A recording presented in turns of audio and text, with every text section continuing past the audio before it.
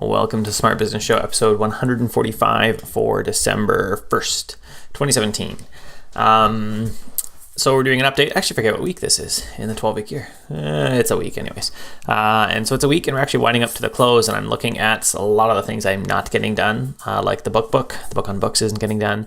And there's another one. I forgot what that one was. The one that's closest to getting done is the Freelance Idiot book, which is good. I need to do the editing on that.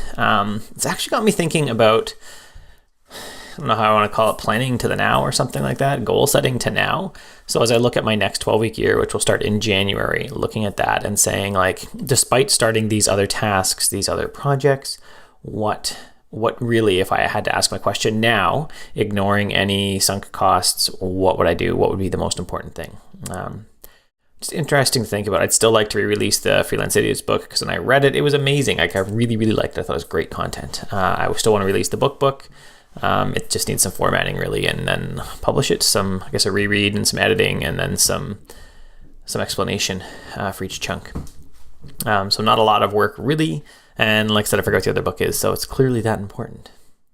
Anyways, I was thinking this week as I started writing about bullet journaling. I've got a long post. It's about 2,000 words so far, and I'm a quarter of the way through it, and then outlined the whole thing.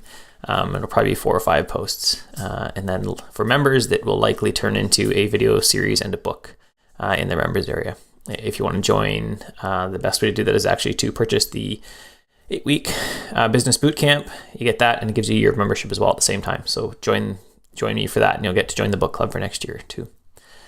But as I was looking at that, I was thinking about a few things. First off is we far too often try to make things easy. We want the easiest way to do things because it's going to be frictionless and it's going to be awesome. The problem with that is that it's so often, we'll take a task manager, because I was thinking, say, in bullet journals and task managers. Take OmniFocus. I can look at a date and say, I'll do this in a week. And it's easy for me to say that and have no idea how many tasks are actually on that day. I mean, that's one of the reasons I had my Leutsch term 1917 day planner for a while, and it had like a specific size of day. So it had like seven days over 2 pages, right? 5 of them were bigger, and the weekends were little small boxes. But that meant I could only stick so many tasks, say, on a Monday.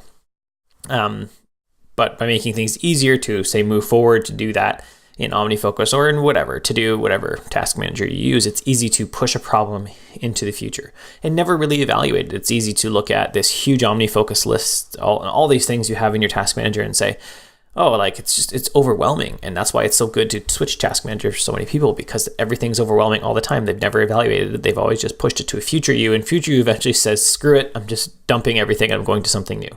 They're not evaluating based on the problems they have. They're evaluating it based on like the stress they have over themselves. That's why one of the keys in bullet journal, right, is that it actually takes work to move things forward. So you have to evaluate it like every week. If I don't get tasks done, as I start writing them out for the next week, I got to evaluate them, right? Do I really want to do them? Are they really for now? Are they actually the most important thing?